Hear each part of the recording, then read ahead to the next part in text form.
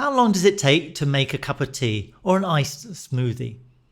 Well, you'd need to boil the kettle or you'd need time to make the ice, but how much time and what controls the amount of time that it needs?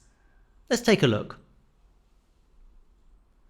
When we heat an object, that energy has to go somewhere, and it goes into something we call internal energy.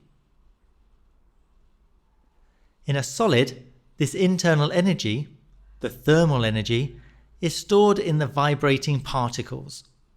As more energy goes in, the vibration gets bigger, so kinetic energy is increasing. And the particles take up more space. The particles get further apart, which also needs energy. Water and oil are very different materials, so the energy that they need is different. They behave differently when they get heated. They gain the same amount of internal energy, but the distribution between the movement energy and the separation energy is different. Now, since temperature only measures that movement energy, the water and oil will increase in temperature by different amounts. Now, that explanation is a bit beyond what you're needing now, but that's the key thing that you need to know. Since the temperature only measures the movement energy, the water and oil will increase in temperature by different amounts. Different materials go up different temperatures when heated the same.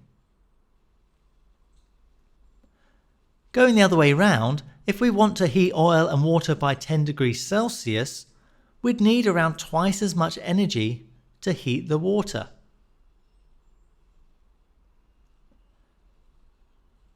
What if I compared these two pots of water? Which will take longer to boil?